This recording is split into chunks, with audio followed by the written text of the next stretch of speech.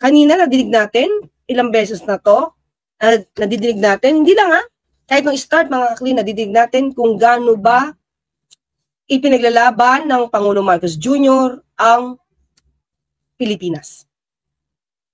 Ang kapakanan ng mga Pilipino. Lalong-lalo na yung mga mangingisda natin dyan. Okay? Na mukhang hindi ito nagawa noon. Ha? Yung tapang na ipinakikita ng Pangulo ngayon na without resorting to declaring war, ayaw naman niya eh. Ayaw naman niya ng war. Kahit nga sabi, kahit nga sundalo, ayaw ng war eh. Pero, trabaho natin to. Yung mga uniformed men natin, yan ang kanilang pinanumpaan. Proteksyonan ang bansa, ang teritoryo, ang sovereign rights ng Pilipinas. So wala tayong magagawa. We are forced to protect our rights. Kumbaga, we are being pushed to the wall. Diba? Kailangan eh. Para kailangan eh. Hindi tayo pwedeng suko. Suko lang suko. Ipamigay mo yung sandibar mo. Sandicay mo. Sandbar mo. Diba? Why will I defend a sandbar and let our soldiers be killed? Yun nga yung trabaho nila eh. To protect. Diba? Talagang hindi. Diba? Hindi talaga ito. Diba? Pinagandaan noon. Parang hindi intensyon. Diba? Hindi intensyon. Kasi hinayaan pa niya mismo ang mga Chinese vessels magpatrol sa ating sandbar. At lahat ng request dati, lahat ng request dati ng China, go. Kaya nga ipinaglalaban na, tingin ko, pinaglalaban ni BP Sara yung Mindanao Railways. Bakit? Kasi China ang kadil dun dapat. Hindi lang to pinatulan ng Pangulo dahil mukhang hindi maganda yung deal. Yan tingnan natin. Kasi ang mahal yata tingnan natin At ito ang pinagsisintir ni BP Sara, hindi daw tinupad yung pangako. Marcos hindi pinatigil ang Mindanao Railway Project. False. Yung sasabi ni Sara, di ba? Sabi ko sa inyo, fake news peddler talaga to si BP Sara eh. Ayan o. Di ba sabi niya, ang isa sa mga parang sentimental dismayado siya is because hindi tinuloy ang Mindanao Railway. Hindi totoo pinatigil ni Pangulong Marcos Jr. ang pagpapagawa ng Mindanao Railway. Taliwas sa nilalaman ng thumbnail ng video na pinost ng isang YouTube channel. Sabi sa inyo, dito kasi naniniwala si BP Sara sa mga gitong klaseng vlogger eh. Sa talumpati ni Marcos Jr. sa isang pagdiriwang sa Department of Transportation sa Davao City noong February 7, inutusan niya ang ehensya na humanap ng alternatibong pagkukuhanan ng pondo para masimulan ang mga proyekto. Diba? Oh. Yan. Tapos, alam ko nga, ito. Nabigong aksyonan ng China Exim Bank ang loan. Request pala, yan, China. So, basta hindi lang to, parang hindi lang sa China yata ang magiging kontrata. Okay? So, yun yung ayaw. Yung kinainisan. Diba? Ni BP Sara. And anyway, pag tinatin alam kung ano ba nangyari doon sa kontrata before eh. Tinatin ito. So, yan saan ba yun? Wait lang po. Mindanao Railway push through, very clear. Minda. Okay? Push through naman to eh. Mahanap lang ng tama. Diba? Di fake news to si BP Sara, diba? Okay, sige, yan na. Saka natin pag-usapan yan. Nakita ko lang sa inyo. So, nasaan ako? Gano'n na lang ang respeto ko kay Xi Jinping. Matakot ka. Sabi nila, they will not build, they assured us, they will not build anything there sa Scarborough Show. Sige nga. Maniwala kayo kasi yan ang commitment sa akin ng China. And galing kay si Xi Jinping mismo nagsabi.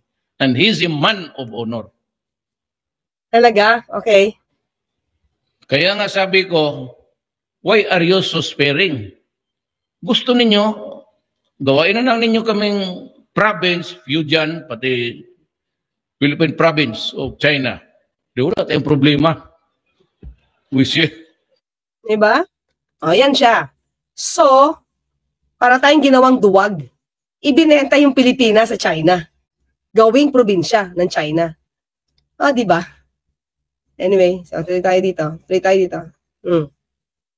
Habang hinahabol ang barko ng Philippine Coast Guard na naghahatid ng tulong sa mga mangingisdang Pinoy sa Scarborough Shoal. Yan ang ulat ni Patrick De Jesus.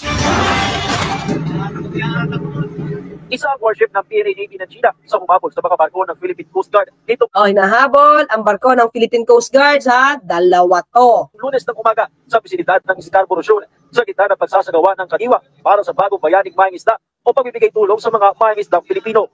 Yung mga Philippine Coast Guards natin, yon magbibigay ng tulong sa mga mangingisda. Kanino bang direktiba to? Of course, kay Pangulong Marcos Jr. Bakit? Concern sa mga mangingisda, magbibigay ng tulong. Iniwan ba ang mga mangingisda natin? Hindi. Pero hindi nagpapakaduwag ang Pangulo. Diba?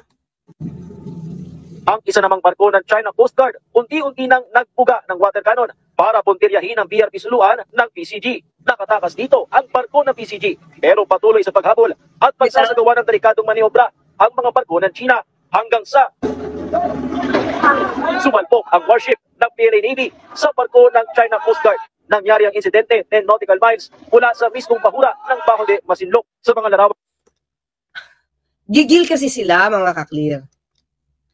I think ito lang naman sa akin, no. Ito ay aking opinion to, ha, hindi to opinion ng DFA, ha, hindi rin to opinion ng Pangulo. 'Di ba? Ang tingin ko kasi di ba ang China kasi sinabi nila nung sinabi kasi ng Pangulo na hindi maiiwasan kung magkakaroon naman all-out war ang China at ang Taiwan, hindi maiiwasan na masabi tayo. 'Di ba? We will drawn into it. Because of the proximity. Di ba sabi niya kanina di ba tinake up natin to, di ba? Pero yung tanong kasi kanina ni Maris Umali, parang ang layo doon sa flood control di ba? Kasi parang breaking news to So sabi ng Pangulo, kung meron mang war, ang lapit ang Pilipinas, ang daming Pilipinas sa Taiwan, anong gagawin niyo? Gumasya? Ganon? Walang gagawin? Paano yung mga kababayan natin doon? Di ba? That's the point. Kaya ito mga niyayak-yak nila Harry Roque na dinadala natin ang bansa sa gera because of PBBM. Kaya ang tanong natin, anong gusto mo? Gawin ni Pangulong Marcos yung pagiging probinsya ng Pilipinas ng China katulad ng nais ni Pangulong Marcos ni Pangulong Duterte dati? Diba? Na lahat na lang ng iutos ng China, yes sir, yes sir. Diba?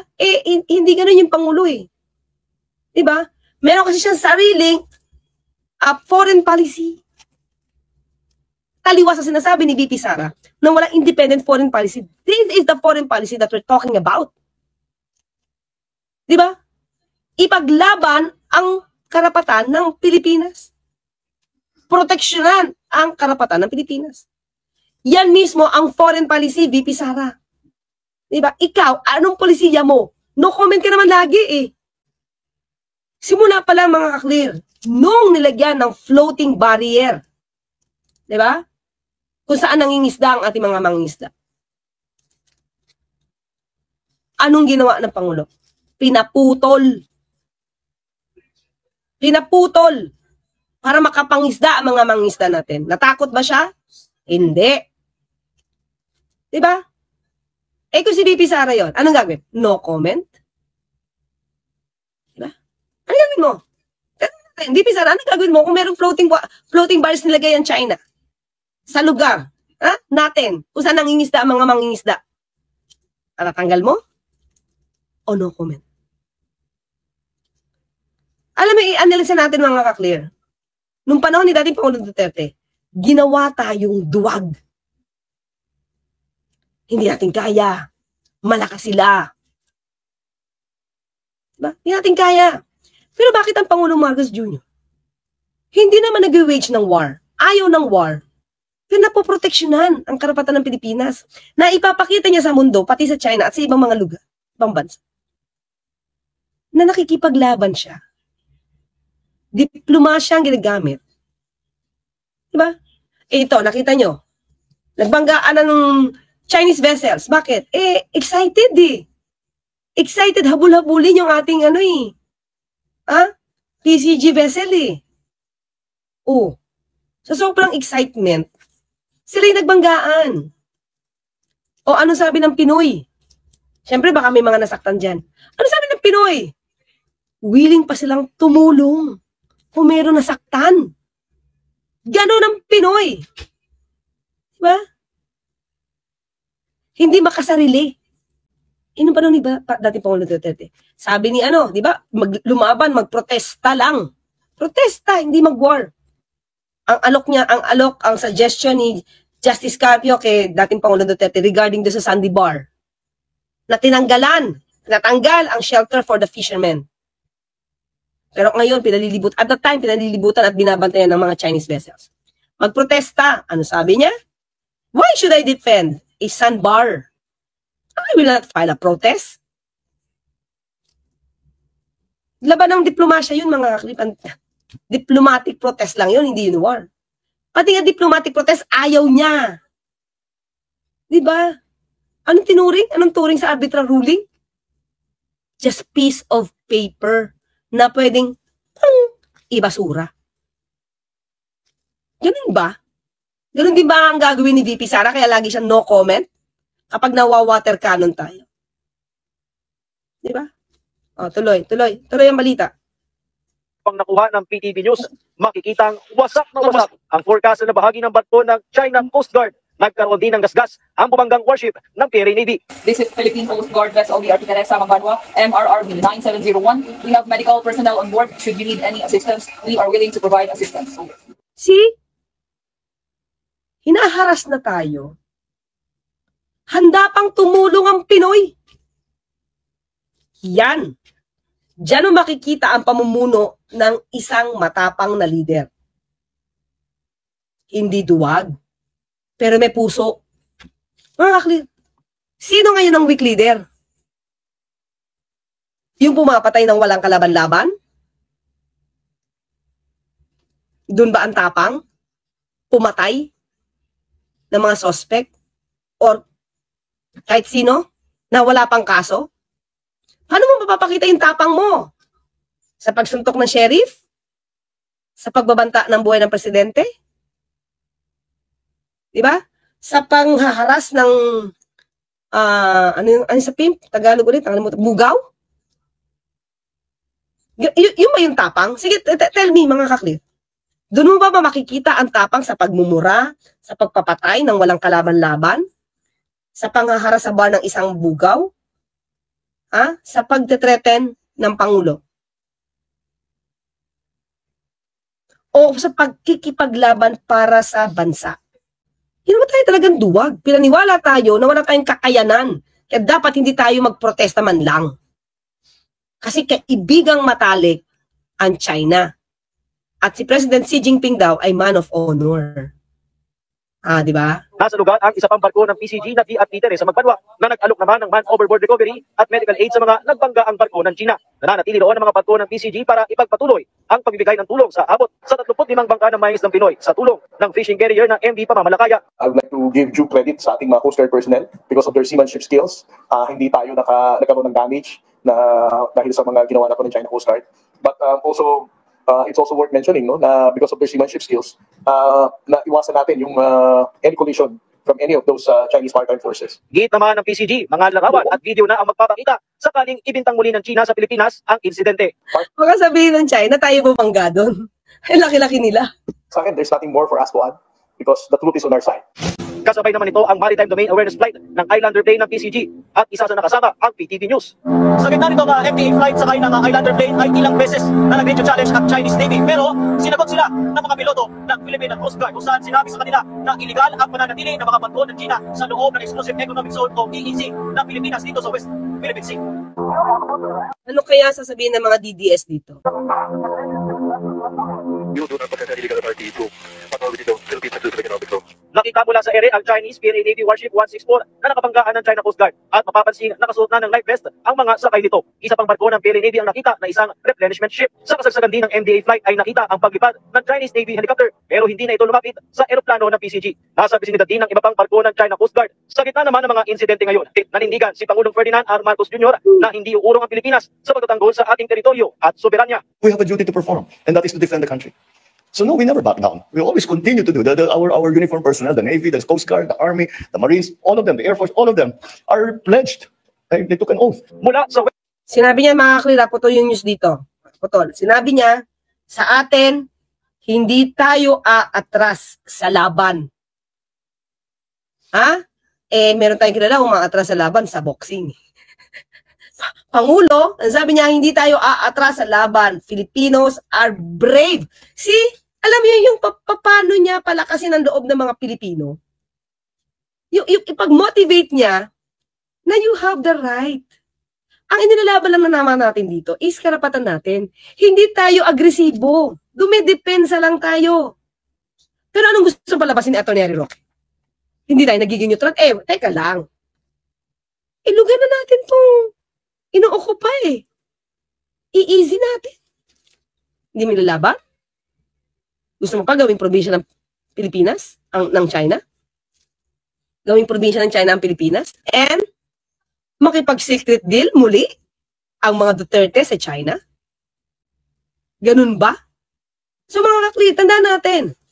Sa pinapakita ng Pangulo, since day one, hindi sinusuko ng Pangulo ang karapatan ng Pilipinas kahit kanino mang bansa. At hindi siya no comment. Diba? Ang tao sa'yo umaasa tapos duwag-duwag mo. Matapang ka lang doon sa mga kaya mong ipaano sa mga iyong gang, sa mga pulis mo. Hindi ganun yung tapang. Diba? So dapat hindi tayo pinatiklop tayo actually, yung paniniwa, yung na-brainwash tayo eh. Na-brainwash tayo na ang problema lang daw noon ay droga. Hindi na pinag-uusapan yung ekonomiya, hindi na pinag-uusapan si Michael Yan, hindi na pinag-uusapan ang Pogo, walang pinag-uusapan ko ni droga. Droga lang ang problema sa bansa noon. Kahit tumaas, magkano yung bigas natin? Mabuto ng 70 pesos a kilo. Kahit na yung bigas natin bukme-bukbok. Di problema yun. Ang problema lang ng bansa, droga.